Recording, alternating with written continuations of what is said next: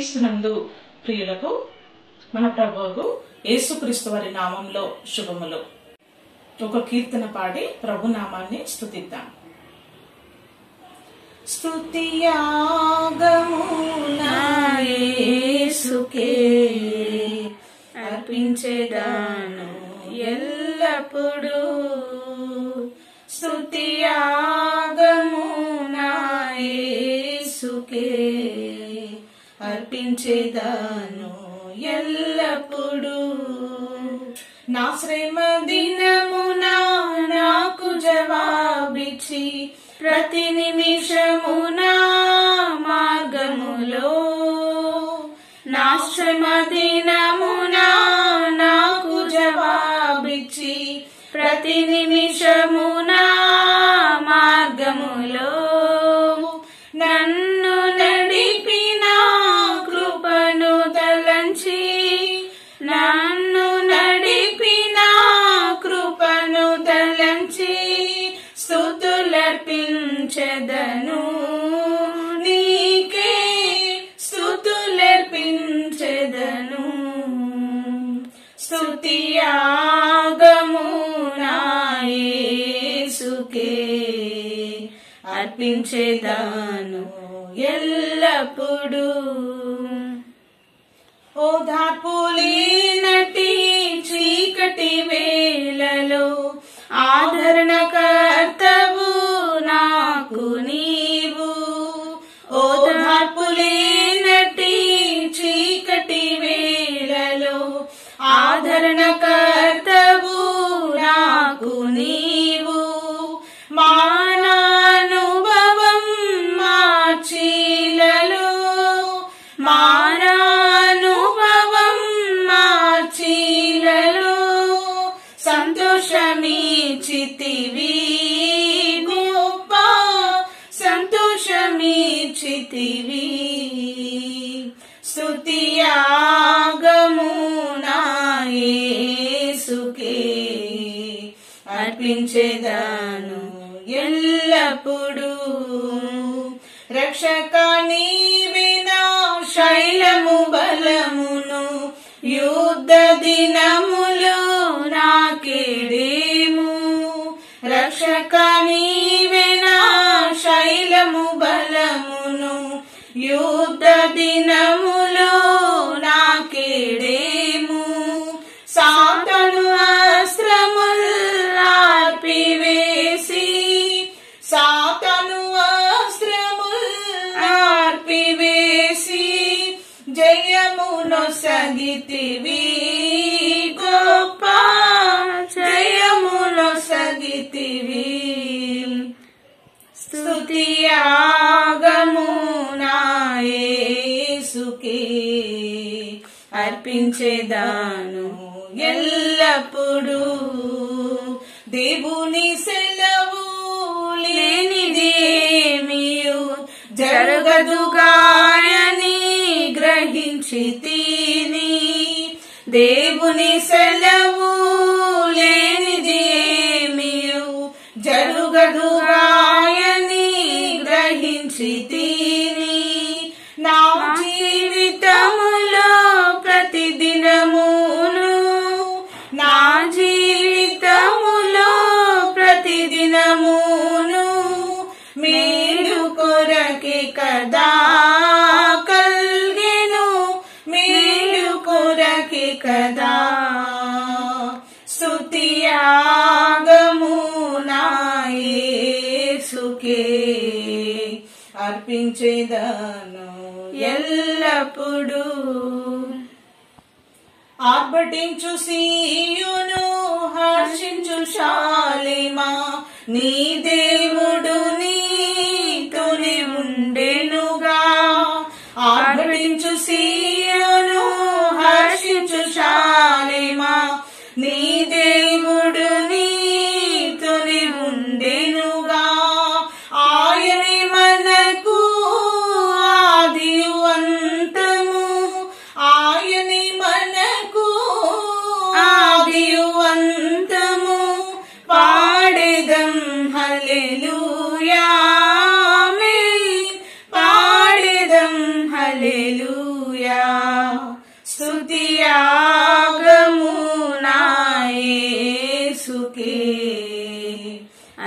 అర్పించేదాను ఎల్లప్పుడూ.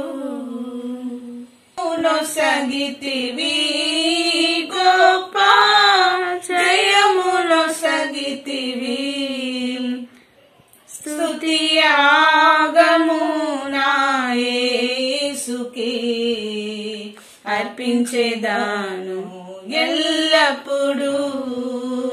దేవుని సెలవు లేనిదేమియు జరగదుగాయని గ్రహించి తిని, దేవుని సెలవు లేనిదేమియు జరగదుగాయని గ్రహించి తిని, నా జీవితములో ప్రతిదినమును, నా జీవితములో ప్రతిదినమును మేలు కొరకే కదా కల్గెను, మేలు కొరకే కదా.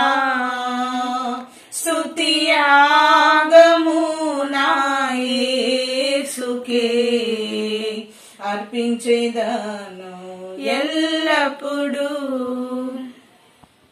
ఆర్భటించు సీయును హర్షించు శాలిమా, నీ దేవుడు నీతోనే ఉండెనుగా.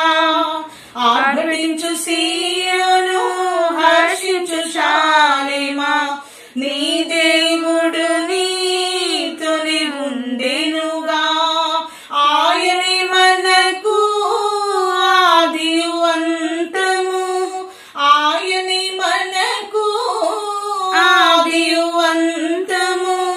పాడెదం హల్లెలూయా ఆమేన్, పాడెదం హల్లెలూయా. స్తుతియాగము నా యేసుకే అర్పించేదాను ఎల్లప్పుడూ. ఫిలిప్పీలకు రాసిన పత్రిక 3వ అధ్యాయము 10వ వచనము. ఏ విధము చేతనైనను మృతులలో నుండి నాకు పునరుత్థానము కలగవలనని ఆయన మరణ విషయంలో సమాన అనుభవం గలవాడనై ఆయనను ఆయన పునరుత్థానం యొక్క బలము ఎరుగు నిమిత్తము ఆయన శ్రమలలో పాలువాగగుట ఎట్టిదో ఎరుగు నిమిత్తము సమస్తమును నష్టపరుచుకొని వాటిని పెంటతో సమానముగా ఎంచుకొనుచున్నానని అపోస్తలుడైన పౌలు సెలవిస్తా ఉన్నాడు. క్రైస్తవ జీవితానికి ప్రాముఖ్యమైనది పునరుత్థానము. అపోస్తలుడైన పౌలు మరంటా ఉన్నాడు, ఏ విధము చేతులనైనా నాకు మృతులలో ఉండి పునరుత్థానము కలగవలనని అని చెప్తా ఉన్నాడు. తన జీవితంలో అతిశయించవలసిన విషయాలు అనేకముగా ఉన్నను చివరికి అపోస్తలుడైన పౌలు విశ్వాస జీవితంలో మరి దేవుని యొక్క సత్యమైన మార్గములో చివరిగా పొందుకోవలసింది ఏంటి అంటే పునరుత్థానము. క్షయమైన మన శరీరము అక్షయతను ధరించుకోవలసిన విధానము. ఈ లోకంలో మరి మనము ప్రభువుని కలిగి జీవించాలి. రెండవదిగా దేవుడు వాగ్దానం చేసిన నిత్యమైన విశ్రాంతిలో మనము పాలు పంచుకోవాలి. ఈ లోకంలో మరి 1 కొరింథీయులకు రాసిన పత్రిక 2వ అధ్యాయము 12-14లో సెలవిచ్చినట్లుగా ఈ లోకంలో మన యొక్క జీవితాన్ని మనం ఏ విధంగా ముందుకు తీసుకెళ్తా ఉన్నామో, లౌకికాత్మను కలిగి ప్రభుని వెంబడించుచున్నామా, ప్రకృతి సంబంధమైన వ్యక్తిగా ఈ లోకంలో ప్రభుని కలిగి జీవిస్తున్నామా, లేక మన విశ్వాసము మనుషుల జ్ఞానాన్ని ఆధారం చేసుకుని మన జీవితాన్ని ముందుకు తీసుకెళ్తున్నామా? ఒక్కసారి దేవుని యొక్క వాక్యపు వెలుగులో మనని మనము పరీక్షించుకోవలసిన సమయం ఇది. లేక 1 కొరింథీయులకు రాసిన పత్రిక 2వ అధ్యాయము 15వ వచనంలో వెలుగు సంబంధిగా ఆత్మ సంబంధి అయిన వాడుగా చెప్పబడి ఉంది. ఈ లోకంలో దేవుని చేత ప్రత్యేకించబడి వెలుగు సంబంధిగా ఆత్మ సంబంధిగా ఈ లోకంలో మన జీవితాన్ని క్రమపరుచుకుంటూ దేవుని యొక్క సత్యమైన మార్గంలో జీవిస్తున్నామా? ఒక్కసారి మనని మనము విమర్శించుకోవలసిన అవసరము ఎంతైనా ఉన్నది. రోమిలకు రాసిన పత్రిక 14వ అధ్యాయం 23లో విశ్వాస మూలము కానిది ఏదో అది పాపముగా ఎంచబడుచున్నది. మనం ఏదో పెద్ద తప్పులు పాపాలు మరి ఏమీ చేయనక్కర్లేదు, కానీ ఈ లోకంలో క్రైస్తవుడిగా జీవించి మరి అమూల్యమైన విశ్వాసంను మనం సంపాదించుకున్నట్లయితే, దేవుని మీద ఆధారపడి నమ్మికను కలిగి ఉండనట్లయితే మరి ఆ యొక్క జీవితము వ్యర్థముగా ప్రభువారు ఎంచుతా ఉన్నారు. రోమిలకు రాసిన పత్రిక 7వ అధ్యాయము 6వ వచనంలో కూడా మనము అక్షరానుసారమైన ప్రాచీన స్థితి గలవారము కాక ఆత్మానుసారమైన నవీన స్థితి గలవారమై మన ప్రభుని సేవించాలని దేవుని వాక్యం సెలవిస్తా ఉంది. ఈ లోకంలో మరి మనము అక్షరానుసారమైన ప్రాచీన స్థితి ఆదాము యొక్క స్వభావము, దేవుడు నరులను యథార్థవంతులుగా పుట్టించాడు. కానీ అనేకమైన మానవుడు వివిధమైన తంత్రములను కల్పించుకొని మానవుడు దేవుడు అనుగ్రహించిన యథార్థతను విడిచిపెట్టి అనేకమైన తంత్రములతో కుయుక్తితో మానవుడు జీవిస్తా ఉన్నాడు. అక్షరానుసారమైన ప్రాచీన స్థితి మనం విడిచిపెట్టి మరి దేవుడు మనకు అనుగ్రహిస్తున్న నూతనమైన స్వభావంతో మరి ఆత్మానుసారమైన నవీన స్థితి రోజు రోజుకి దినదినము మనము మన జీవితము మార్చబడుతూ దేవునిలో ముందుకు సాగాలని ప్రభువారు కోరుకుంటా ఉన్నారు. మార్చబడిన జీవితాలలో ప్రభుని వెంబడించుటయే క్రైస్తవ జీవితమై ఉన్నది. మార్కు సువార్త 1వ అధ్యాయము 15వ వచనంలో కాలము సంపూర్ణమై ఉన్నది, దేవుని రాజ్యము సమీపించి ఉన్నది.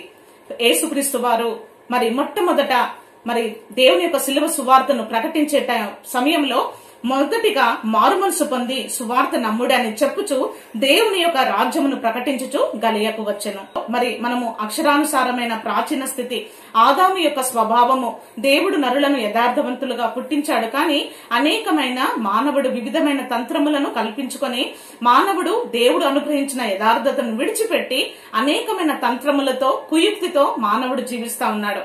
అక్షరానుసారమైన ప్రాచీన స్థితి మనం విడిచిపెట్టి మరి దేవుడు మనకు అనుగ్రహిస్తున్న నూతనమైన స్వభావంతో మరి ఆత్మానుసారమైన నవీన స్థితి రోజు రోజుకి దినదినము మనము మన జీవితము మార్చబడుతూ దేవునిలో ముందుకు సాగాలని ప్రభువారు కోరుకుంటా ఉన్నారు. మార్చబడిన జీవితాలలో ప్రభుని వెంబడించుటయే క్రైస్తవ జీవితమై ఉన్నది. మార్కు సువార్త 1వ అధ్యాయము 15వ వచనంలో కాలము సంపూర్ణమై ఉన్నది, దేవుని రాజ్యము సమీపించి ఉన్నది. యేసుక్రీస్తు వారు మరి మొట్టమొదట మరి దేవుని యొక్క శిలువ సువార్తను ప్రకటించే సమయంలో మొదటిగా మారుమనసు పొంది సువార్త నమ్ముడు అని చెప్పుచు దేవుని యొక్క రాజ్యమును ప్రకటించుచు గలియకు వచ్చెను. యేసుక్రీస్తు వారు మారుమనసు పొంది సువార్తను నమ్ముడని ప్రకటించాడు. మరి ఆ విధంగా మన జీవితము మార్చబడాలి, మార్పు చెందాలి, మార్చబడాలి. ఎవరి కోసము మనము చెడిపోవద్దు, ఎవరి కోసము మనము కఠినపరచబడకూడదు. ఈ లోకంలో మనం మారాలి. రెండవది, మనలను మార్చగలిగిన మహత్తరమైన శక్తి క్రీస్తులో ఉన్నది. వయసు మీద పడతా ఉంది, మనము మరి ఎప్పుడు మారుతాము? మనము మార్పు చెందటానికే దేవుడు దినదినము మన యొక్క ఆయుష్ను పొడిగిస్తా ఉన్నాడు. ఈ లోకంలో నీవు నేను సిద్ధపడకుంటే చాలా ప్రమాదకరమైన స్థితిలో మనం ఉన్నామని గ్రహించాలి. ఎందుకంటే ఒక్కొక్క దినాన్ని దేవుడు నీకు నాకు అనుగ్రహిస్తున్నాడు అంటే దేవుని యొక్క సమరూపంలో మార్చబడడానికే, మన జీవితాన్ని మరి మార్చబడడానికి, మన జీవితంలో ఉన్న కొరతలను, కొదవలను, తప్పులను, ఇబ్బందులను సరిచేసుకోవడానికి, మానవుడి జీవితంలో ఉన్న బలహీనతలన్నిటినీ ప్రభు సన్నిధిలో శుద్ధీకరించుకోవడానికి, దేవునితో సమాధాన పడడానికి ఒక్కొక్క రోజు ప్రభువారు నీకు నాకు అనుగ్రహిస్తా ఉన్నారు. ఆ విధంగా మనం చేసినట్లయితే దానినే మార్పు అంటారు, మన జీవితాన్ని మార్చుకోవడం. నిన్ను నిర్మించిన సృష్టికర్తలను నీవు స్మరణకు తీసుకోకపోతే అది పాపముగా, అక్రమముగా ఉంటుంది. ప్రభు మనని సృష్టించారు. మరి సృష్టించిన మన ప్రభువు మన యొద్ద నుండి ఆరాధన కోరుచున్నాడు. మన దేవుని నామాన్ని స్మరించకుండా దేవుడు అనుగ్రహిస్తున్న ఈవులను, దేవుడు అనుగ్రహిస్తున్న గాలి వెలుతులను, జ్ఞానాన్ని, సమస్తాన్ని ప్రభు దగ్గర నుండి పొందుకొని మరి ప్రభుని స్తుతించక, ప్రభుని వెంబడించక, ప్రభుని తలవక ఉన్నట్లయితే అది అక్రమముగానే ఎంచబడతా ఉంది. దేవుని యొక్క వాక్యాన్ని మనం చదువుకోవాలి. దేవుని వాక్యాన్ని ఎప్పుడైతే మనం చదువుకుంటామో అనుదినము మన ముఖము ఏ విధంగా అద్దంలో చూసుకుంటామో, ఏ విధంగా లోపాలు సరిచేసుకుంటామో మన జీవితంలో, ఆ విధంగానే దేవుని వాక్యాన్ని చదువుతూ మన అంతరంగంలో, మన ఆంతర్యంలో మరి దేవుని యొక్క వాక్యపు వెలుగులో మన జీవితాలను శుద్ధిపరచుకోవాలి. ఎప్పుడైతే మనము మన జీవితాలను దేవుని యొక్క వాక్యపు వెలుగులో మన జీవితాలను మార్పు చేసుకుంటూ ఉంటామో, లేక శుద్ధీకరించుకుంటూ ఉంటామో, లేక ప్రభుతో సమాధానం కలిగి ఈ లోకంలో ప్రభుని వెంబడించినట్లయితే ప్రభు చేసిన వాగ్దానము చూడండి. ఫిలిప్పీలకు రాసిన పత్రిక 4వ అధ్యాయము 7వ వచనంలో, అప్పుడు సమస్త జ్ఞానానికి మించిన దేవుని యొక్క సమాధానము యేసుక్రీస్తు వలన మీ హృదయములను మీ యొక్క తలంపులకు కావలి కాయను. ప్రభు మనకు చేసిన వాగ్దానము. ఎప్పుడైతే దేవునితో మనం సమాధానం కలిగి ఉంటామో సమాధానకర్తయగు ప్రభు తన యొక్క సమాధానాన్ని మన తలంపులకి మన యొక్క జ్ఞానానికి మించిన సమాధానంతో ప్రభు మనని దీవిస్తాడు. రెండవదిగా మన యొక్క పౌరస్థితి పరలోకమంటున్నది గనుక మనము ఆధ్యాత్మికమైన పైనున్న విషయాలను వెతుకుటకు మనం ప్రయత్నించదము. ఎప్పుడైతే మన జీవితం ఆ విధంగా మార్పు చేసుకుంటూ ఉంటామో మన యొక్క దీన శరీరమును తన మహిమ కలిగిన శరీరముగా సమరూపము గలవానిగా మార్చును.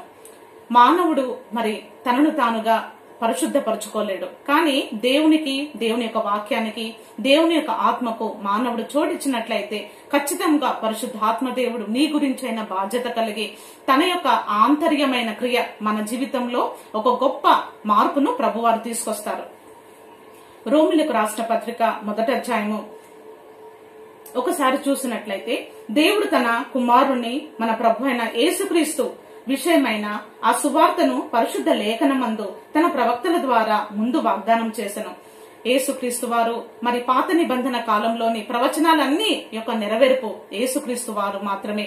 మరి యేసుక్రీస్తు వారు ఈ లోకంలో వచ్చినప్పుడు యేసుక్రీస్తు శరీరాన్ని బట్టి దావీదు సంతానముగాను, మృతులలో నుండి పునరుత్థానుడైనందున పరిశుద్ధమైన ఆత్మను బట్టి దేవుని కుమారునిగా ఈ లోకంలో నిరూపించబడ్డాడు.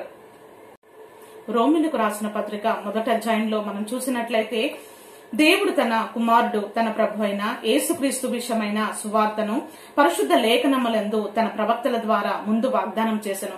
పాత నిబంధన గ్రంథములోని పరిశుద్ధమైన ప్రవక్తలు యేసుక్రీస్తు గురించే మరి అనేకమైన ప్రవచనాల రూపముగా ప్రవచించారు.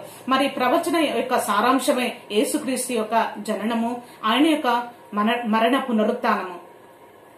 యేసుక్రీస్తు శరీరాన్ని బట్టి దావీదు సంతానముగాను, మృతులలో నుండి పునరుత్థానుడైనందున పరిశుద్ధమైన ఆత్మను బట్టి దేవుని కుమారుడుగాను ప్రభావముతో ప్రభువారు నిరూపించబడ్డాడు. రోమిలకు రాసిన పత్రిక 1వ అధ్యాయము 16వ వచనంలో చూడండి, రక్షణ కలగజేయుటకు అది దేవుని శక్తి అయి ఉన్నది. మనలను మనము రక్షించుకోలేము, కానీ మనల్ని రక్షించటానికి దారి తప్పిన మరి మానవుడికి దారి చూపడానికి, సత్యమైన నిజమైన మార్గములో నడిపించటానికి, సంపూర్ణముగా మన ఆత్మను, మన ప్రాణమును, మన శరీరమును మరి పరిశుద్ధపరిచి మరి పవిత్రపరిచి సంపూర్ణంగా మన ఆత్మలను విమోచించగలిగిన శక్తి కేవలము మరి ప్రభువారికే ఉన్నది. ప్రభువారు మనల్ని రక్షించటానికి ఆయన సమర్థుడుగా ఉన్నాడు. 1వ అధ్యాయం, రోమిలకు రాసిన 1వ అధ్యాయం 27వ వచనంలో కూడా మరి చాలా మంది దేవుని ఎరిగి ఉన్నారు, కానీ దేవునిగా మహిమపరచట్లేదని రాయబడింది. మరియు వారు దేవుని నెరిగి ఆయనను దేవునిగా మహిమపరచలేదు, కృతజ్ఞతాస్తుతులు చెల్లించలేదు, గాని తమ వాదముల యందు వ్యర్థులైరే. మానవుడి యొక్క నైజము మర్చిపోవుట. మరి అనేకమైన మేళ్లు మనం దేవుని సన్నిధిలో నుంచి పొందుకుంటా ఉన్నాము. గాలి, నీరు, వెలుతురు, బలము, జ్ఞానము, సౌందర్యము, చదువు, కుటుంబము, ఐశ్వర్యము, అనేక విధాలుగా దేవుని యొక్క ఆదరణ మానవుడిని మరి ఆదరిస్తూనే ఉంది. కానీ మరి మానవులమైన మనము మరి దేవుని వైపు చూడక, కేవలం దేవుని యొక్క ఆశీర్వాదాలను అనుభవిస్తూ, దేవుని యొక్క హస్తము చూడక, దేవుని జ్ఞాపకం చేసుకొనక, దేవుని వెంబడించక, దేవుని స్మరించుకొనక, మరి మన యొక్క అనేకమైన కార్యముల చేత మరి దేవుని మరిచిన వారముగా, దేవుని సన్నిధిలో కృతజ్ఞత లేని వారముగా కనబడుచున్నాము. సృష్టికర్త అయిన మన ప్రభువు మరి మనకి ప్రాణ, ఆత్మ, శరీరాన్ని అనుగ్రహించి దినదినము కృపాక్షేమాలు కలగజేస్తూ మనని పోషిస్తూ, సంరక్షిస్తూ, ఆదరిస్తా ఉన్నాడు. ప్రతిరోజు మన జీవితాన్ని మనము జనాభా లెక్కల్లో ఉండేటట్టుగా దేవుడు మనని ఉంచి ఉన్నాడు. ఎందుకు దేవుడు ఇంకనూ మనకి మన ఎడల కృప చూపుతూ అనేకమైన బలహీనతలు, కొరతలు మనలో ఉన్నప్పటికీ దేవుడు ఇంకనూ ఎందుకు అంతగా దేవుడు మనకి ఆయుష్ను, ఆరోగ్యాన్ని ఇస్తున్నాడు అంటే చూడండి, రోమిలకు రాసిన పత్రిక 2వ అధ్యాయము 4వ వచనములో, దేవుని అనుగ్రహము మారు మనసు పొందుటకు నిన్ను ప్రేరేపించుచున్నదని ఎరుగక ఆయన అనుగ్రహ ఐశ్వర్యమును, సహనమును, దీర్ఘశాంతమును తృణీకరించదవా. దేవుడు మన జీవితము మార్పు చెందటానికి దేవుడు దీర్ఘశాంతము గలవాడే సహనముతో నీ కొరకు, నా కొరకు ఎదురు చూస్తా ఉన్నాడు. మరి దేవుడు మనకి ఆయుష్ను, ఆరోగ్యాన్ని అనుగ్రహిస్తా ఉన్నారు. మరి విశ్వాస జీవితంలో మనము ప్రభులో చేయవలసిన అనేకమైన కార్యములున్నవి. సత్క్రియలు ఓపికగా చేయుచు, చూడండి రోమిలకు రాసిన పత్రిక 2వ అధ్యాయము 7వ వచనంలో, సత్క్రియను ఓపికగా చేయుచు మహిమను, ఘనతను, అక్షయతను వెదకు వారికి నిత్య జీవం ఇచ్చును. మరి క్రైస్తవ జీవితము రక్షించబడిన తర్వాత మరి ఖాళీగా ఎంటీగా ఉండడానికి కాదండి, అనేకమైన సత్క్రియలు చేయుట. సత్క్రియ అనగా ప్రభుని నువ్వు మనస్పూర్వకంగా ప్రభుని వెంబడించుట, దేవుని యొక్క మాటను లక్ష్యపెట్టుట, దేవుని యొక్క మాటను నువ్వు స్పందించుట, దేవుని వాక్యానికి నేను స్పందించుట. ఎప్పుడైతే మనం దేవుని యొక్క వాక్యాన్ని స్పందించకుండా ఉన్నట్లయితే, దేవుని యొక్క మనము మన అంతరాత్మలో దేవుని స్తుతించక దేవునికి మన జీవితంలో చోటు ఇవ్వకుండా ఉన్నట్లయితే, మనము రాళ్ల వల్లే ఉన్నట్లయితే, బండల వల్లే ఉన్నట్లయితే, ప్రియమైన దేవుని బిడ్డ, దేవుడు మరి ప్రభువారు ఏం చేస్తారంటే తన యొక్క కనుదృష్టి మన మీద నుంచి తీసివేసి రాళ్లు దేవునికి కేకలేసేటట్టుగా మరి అన్య జనాంగాలని దేవుడు తన వెలుగులోనికి ప్రభు తీసుకొని వస్తారు. రోమిలకు రాసిన పత్రిక 2వ అధ్యాయము 13వ వచనంలో, ధర్మశాస్త్రము వినువారు దేవుని దృష్టికి నీతిమంతులు కారుగాని ధర్మశాస్త్రం అనుసరించి ప్రవర్తించు వారే నీతిమంతులుగా ఎంచబడుచున్నారు. మరి చిన్నప్పటి నుంచి మనము సండే స్కూల్ కి వెళ్ళొచ్చు, యూత్ మీటింగ్ కి వెళ్ళొచ్చు, క్రమంగా మందిరానికి మనం వెళ్ళొచ్చు, అనేకమైన కూడికలకు వెళ్ళొచ్చు, మరి అనేకమైన సంవత్సరాల నుండి ప్రభుని వెంబడించే వారుగా ఉండొచ్చు. అయితే మనము దేవుని యొక్క నీతిని, దేవుని యొక్క వాక్యాన్ని మన జీవితంలో తీసుకొని వెళ్లకుండా కేవలము ధర్మశాస్త్రాన్ని వినువారముగా మాత్రమే ఉన్నట్లయితే, మరి నిశ్చయముగా మరి అమూల్యమైన విశ్వాసాన్ని సంపాదించుకొనక, దేవుడి మీద ఆధారపడక, మానవుడి యొక్క మనుషుల జ్ఞానము, మనుషుల యొక్క విశ్వాసము ద్వారా నువ్వు ఈ లోకంలో నువ్వు వెంబడించినట్లయితే, నీ జ్ఞానం మీద, నీ బలం మీద, మరి నీకున్న అనేకమైన అండల మీద నువ్వు ఆధారపడి జీవించినట్లయితే మరి ఏ మాత్రము ప్రయోజనం ఉండదు. మనము ధర్మశాస్త్రం యొక్క వాక్యాన్ని వినువారు మాత్రమే అయ్యున్నట్లయితే మరి అది శ్రేష్టతగా ఎంచబడదు. దేవుని వాక్యంను విని ఆ వాక్యంలోని సత్యము, ఆ వాక్యంలోని జీవము మన అనుదిన జీవితంలో మనము ఆ వాక్యాన్ని మనం అనుసరించినట్లయితే నిశ్చయముగా దేవుని యొక్క వాక్యపు వెలుగులో మన జీవితాలను ముందుకు తీసుకొని వెళ్ళగలుగుతాం. దేవుని యొక్క వాక్యము మానవుడి గురించి ఏం చెప్తా ఉంది చూడండి. రోమిలకు రాసిన పత్రిక 3వ అధ్యాయం 10వ వచనంలో, నీతిమంతుడు లేడు, ఒక్కడును లేడు, గ్రహించువాడు లేడు, దేవుని వెతుకువాడు లేడు, అందరూ త్రోవ తప్పి ఏకముగా మరి దేవుని యొక్క మార్గాన్ని విడిచిపెట్టిన వారముగా ఉన్నాము, శాంతి మార్గము ఎరుగరు. ప్రియమైన దేవుని బిడ్డ, మరి దేవుని మార్గాన్ని విడిచిపెట్టి ఈ లోకములో కొట్టిమిట్టులాడుతున్న మనని ప్రభువారు యేసుక్రీస్తుని ఈ లోకానికి పంపించి మనకొక మార్గముగా, జీవముగా, సత్యముగా ప్రభువారు మనని నడిపిస్తా ఉన్నారు. యేసుక్రీస్తు అందలి విశ్వాసము ద్వారా, యేసుక్రీస్తు యొక్క నామంలో మనము విశ్వసించినట్లయితే, ఆయన యొక్క రక్తము ద్వారా ప్రభు నిన్ను నన్ను శుద్ధి చేయడానికి, కడగటానికి ప్రభువారు సిద్ధంగా ఉన్నారు. చూడండి, తన అతిక్రమములకు పరిహారము నొందినవాడు, తన పాపమునకు పశ్చాత్తాపము నొందినవాడు ధన్యుడు, ప్రభు చేత నిర్దోషి అని ఎంచబడిన వాడు ధన్యుడు. ప్రియమైన వార్లారా, మరి అనేకమైన మానవుడు పరిశుద్ధంగా జీవించలేడు, కానీ అనేకమైన బలహీనతలు, కొరతలు తెలుసో తెలియకో అనేకమైనవి చేసి ఉన్నాం. కానీ మరి దేవుని యొక్క వాక్యపు వెలుగులో మన జీవితాన్ని మనం సరిచేసుకొని దేవుని సన్నిధిలో మరి మన యొక్క తప్పులను అన్నిటినీ మనం ఒప్పుకొనినట్లయితే దేవుడు క్షమించుటకు సిద్ధముగా ఉన్నాడు. ఆయన క్షమించుటకు ఐశ్వర్యవంతుడుగా ఉన్నాడు. దేవుని చేత నీవు నేను నిర్దోషి అని ఎంచబడాలి. దేవుని సన్నిధిలో మనం చేసిన తప్పులకు ప్రాయశ్చిత్తము కలగాలి. తప్పులు చేస్తూ అనేకమైన విషయాలలో రాజీ పడుతూ లోకంతో పాటు సరి సమానంగా నువ్వు పరిగెత్తి దేవుని యొక్క వాక్యాన్ని నువ్వు మరి బైబిల్ పట్టుకొని ప్రభు నామాన్ని నువ్వు పలికినట్లయితే ఏ మాత్రము నీకు నాకు ప్రతిఫలం ఉండదు. 4వ అధ్యాయము 25వ వచనము, ఆయన మన అపరాధముల నిమిత్తము అప్పగింపబడి మనము నీతిమంతులుగా తీర్చబడుటకై లేపబడెను. ప్రియమైన వారులారా, మన దోషము, మన పాపము, మన అతిక్రమము, మరి మన యొక్క తిరుగుబాటు స్వభావము, మరి మన యొక్క అపజయం అంతయు మరి ప్రభువారు మరి తన మీద వేసుకొని మరి కల్వారి శిలువలో ప్రభు మన పక్షమున మన యొక్క శిక్షను భరించినాడు. మనలను నీతిమంతులుగా తీర్చుటకు మన యొక్క అపరాధమునంతా ప్రభువారు తీసుకొని నీతిమంతుడుగా తీర్చబడుటకై లేపబడెను. ప్రభువారు ఆ విధంగా పునరుత్థానుడయ్యాడు. రోమిలకు రాసిన పత్రిక 5వ అధ్యాయము 8వ వచనంలో మనం చూసినట్లయితే, అయితే దేవుడు మన ఎడల తన ప్రేమను వెల్లడిపరుచుచున్నాడు, మనం ఇంకనూ పాపులమై ఉండగానే క్రీస్తు మన కొరకు చనిపోయాను, కాబట్టి ఆయన రక్తము వలన ఇప్పుడు నీతిమంతులుగా తీర్చబడితిరి, మరియు నిశ్చయముగా ఆయన ద్వారా ఉగ్రత నుండి రక్షించబడదము. ప్రియమైన వారులారా, మనకి రక్షణ యొక్క విలువ తెలియట్లేదు. ఎప్పుడు తెలుస్తుంది రక్షణ విలువ అంటే, ఎప్పుడైతే నరకం అనే అగాధాన్ని మన ప్రాణాన్ని అరచేతిలో పట్టుకొని ఎప్పుడైతే నా రాజ్యానికి చేరుకుంటామో అప్పుడు మనకు తెలుస్తుంది, ఇంత గొప్ప రక్షణ ప్రభువా నువ్వు నాకు ఇచ్చావా, ఇంత గొప్ప రక్షణ భాగ్యాన్ని నాకు అనుగ్రహించి నీ యొక్క సన్నిధిలో నన్ను నిలబెట్టావా అని చెప్పేసి అప్పుడు దేవుని మనం ఆరాధిస్తాము. కానీ ప్రియమైన వారులారా, ఈ లోకంలో నీవు ప్రభుని వెంబడిస్తున్నప్పుడే అటువంటి గ్రహింపు నీకు నాకు రావాలని మరి ప్రభు వారు కోరుతా ఉన్నారు. కాబట్టి ఆయన రక్తము వలన ఇప్పుడు నీతిమంతులుగా తీర్చబడి మరింత నిశ్చయముగా ఆయన ద్వారా ఉగ్రత నుండి రక్షించబడదుము. ప్రియమైన వారులారా, మరి పాపము యొక్క జీతము మరి మరణమని దేవుని యొక్క వాక్యం సెలవిస్తా ఉంది. ప్రతి ఉద్యోగానికి ఒక జీతం ఉంటుంది కదండి, ఆ విధంగానే పాపానికి కూడా ఒక జీతం ఉంది. దేవుడు ఏ విషయాలను చూసి చూడనట్టు ఊరుకోడు, తప్పకుండా దండిస్తాడు, తప్పకుండా ప్రభు శిక్షిస్తాడు. ఆయన యొక్క కనుదృష్టి ఎటువంటిదంటే దుష్టత్వమును చూడలేనటువంటిది కనుక తప్పకుండా ప్రభు తప్పుని తప్పంటాడండి. ప్రియమైన వారులారా, మానవుడికి దేవునికి మధ్యలో మానవుడి యొక్క పాపము గోడగా మార్చబడింది. ఆ గోడను తీసివేయటానికి మన ప్రభు అయిన యేసుక్రీస్తు వారు నీ కొరకు నా కొరకు మరి మనిషిగా ఈ లోకంలో మరి ఉద్భవించాడు.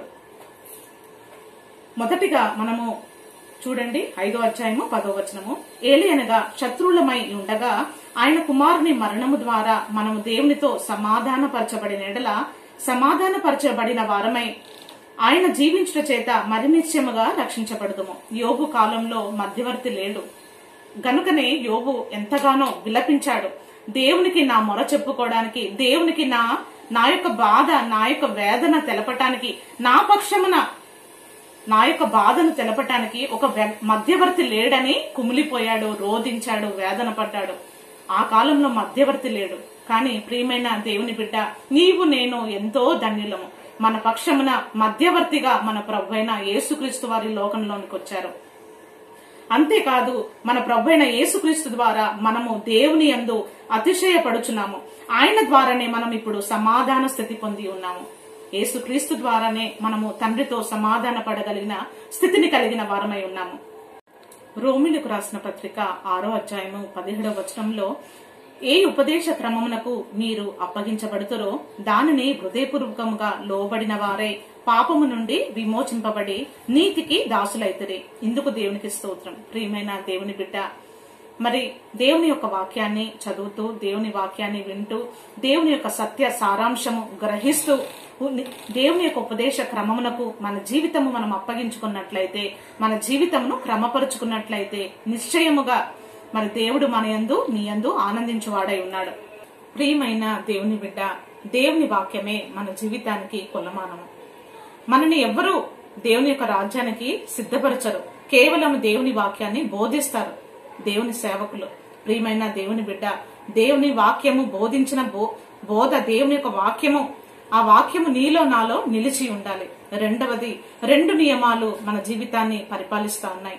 దైవ నియమము, మరి శరీర యొక్క నియమము. చూడండి, పాప నియమమును దైవ నియమము. పాప నియమంతో నీ జీవితాన్ని ముందుకు తీసుకొని వెళ్తున్నావా? దైవ నియమముతో నీ జీవితాన్ని నీ ముందుకు తీసుకొని వెళ్తున్నావా? ఏ సేవకులు మనని దేవుని రాజ్యానికి ఎత్తుకొని పోరు. మన జీవిత భవంతులను దేవుని వాక్యపు ఆధారంగా మన జీవితాలను మనమే కట్టుకోవాలి. రోమిలకు రాసిన పత్రిక 8వ అధ్యాయము 9వ వచనాన్ని ఒకసారి చదువుతాం. దేవుని ఆత్మ మీలో నివసించి ఉన్న ఎడల మీరు ఆత్మ స్వభావం గలవారే గాని శరీర స్వభావం గలవారు కారు. ఎవడైనను క్రీస్తు ఆత్మ లేనివాడైతే వాడైన వాడు కాడు. క్రీస్తు మీలో ఉన్న ఎడల మీ శరీరము పాప విషయమై మృతమైనది గాని మీ ఆత్మ విషయమై జీవము కలిగినది. మృతుల నుండి యేసును లేపిన వాని ఆత్మ మీలో నివసించిన ఎడల మృతులలో నుండి క్రీస్తు యేసు లేపినవాడు చావునకు లోనైన మీ శరీరమును కూడా మీలో జీవించుచున్న తన ఆత్మ ద్వారా మనల్ని జీవింపచేయును. కాబట్టి ప్రాముఖ్యంగా మరి దేవుని యొక్క ఆత్మ నడిపింపుతో దైవ నియమముతో మనము అనుదినము మరి దేవుని యొక్క సత్య మార్గంలో నడుచుకోవాలి. రోములకు రాసిన పత్రిక 8వ అధ్యాయము 13వ వచనంలో, మీరు శరీరానుసారంగా ప్రవర్తించినడలా చావవలసిన వారై ఉందురు గాని ఆత్మ చేత శరీర క్రియలను మనం చంపినడలా దేవునిలో జీవించు వారమై ఉంటాము. రోమిలకు రాసిన పత్రిక 8వ అధ్యాయము 1వ వచనం, కాబట్టి ఇప్పుడు క్రీస్తునందున్న వారికి ఏ శిక్షా విధి లేదు. ప్రియమైన దేవుని బిడ్డ, మనం దేనికి భయపడవలసిన అవసరం లేదు. మనం క్రీస్తునందు ఉన్నట్లయితే క్రీస్తు యేసునందు జీవమునిచ్చు ఆత్మ యొక్క నియమము పాప మరణముల యొక్క నియమము నుండి నన్ను విడిపించును. ప్రియమైన దేవుని బిడ్డ, ఈ లోకంలో ఉన్నప్పటికీ ఈ శరీరంలో ఉన్నప్పటికీ దేవుని యొక్క ఆత్మ నడిపింపుతో దైవ నియమముతో మన జీవితాన్ని మనం ముందుకు తీసుకెళ్లొచ్చు. ఎందుకంటే దేవుని యొక్క వాక్యం ఇక్కడ చాలా క్లియర్ గా సెలవిస్తా ఉంది. క్రీస్తు యేసునందు జీవమునిచ్చు ఆత్మ యొక్క నియమము పాప మరణముల యొక్క నియమము నుండి మనను విడిపించును. కాబట్టి తప్పకుండా మనము పరిశుద్ధ జీవితం చేయుటకు సాధ్యము. ఎప్పుడైతే దేవుని ఆత్మకు మనము ఏకభవించినట్లయితే, దేవుని యొక్క ఉపదేశ క్రమమునకు మన జీవితము అప్పగించుకున్నట్లయితే. 14వ వచనము, దేవుని ఆత్మ చేత ఎందరు నడిపించబడుదురో వారందరూ దేవుని కుమారులై ఉందరు. ప్రియమైన వారులారా, మన జీవితాన్ని మనము దేవుని యొక్క ఆత్మ నడిపింపుతో మన జీవితాలను ముందుకు తీసుకొని వెళ్ళాలి. దేవుడు మనని చాలా ప్రత్యేకంగా ప్రభుమారు మనని దృష్టిస్తా ఉన్నారు. చూడండి 8వ అధ్యాయము 30వ వచనము, మరియు ఎవరిని ముందుగా నిర్ణయించనో వారిని పిలిచను. జగత్తు పునాది వేయబడక మునిపే దేవుని యొక్క ఆలోచనలో దేవుని యొక్క ప్రణాళికలో నీవు నేను ఉన్నాము. ఆయన ముందుగా నిన్ను నన్ను నిర్ణయించారు. నిర్ణయించబడిన నీవు నేను ఆయా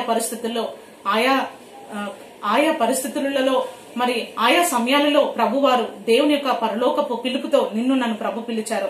ఎవరిని పిలిచనో వారిని నీతిమంతులుగా తీర్చను. మొదటగా దేవుడు నీ గురించి నిర్ణయించాడు. రెండవది ప్రభు నిన్ను పిలిచాడు. మూడవదిగా నిన్ను నీతిమంతులుగా తీర్చాడు. ఎవరినైతే ఆయన నీతిమంతులుగా తీర్చాడో వారిని మహిమపరిచాడు. ఇది అండి దేవుని యొక్క పథకము, నీ కొరకు నా కొరకు. దేవుని యొక్క సత్య మార్గము మరి మన శాంతికరమైన జీవము కలిగిన సంతోషకరమైన మార్గము మన ఎదుటున్నది. మరి లోకాన్ని అనుభవిస్తూ ఈ 4 రోజులు లోకముతో పాటు అనేకమైన సుఖాలతో మరి దేవుని వాక్యాన్ని పక్కన పెట్టి జీవించి మరణించి నిత్య నరకాగ్నికి వెళ్లిపోతామా, లేక దేవుని యొక్క వాక్యాన్ని అనుసరిస్తూ మరి క్రమముగా జీవించి దేవుని యొక్క నిత్యమైన రాజ్యంలో సదాకాలము యుగయుగాలు ప్రభుతో మరి కలిసి ఉండుటకు అట్టి కృప దేవుడు మనకి అనుగ్రహించును గాక. ఆమేన్.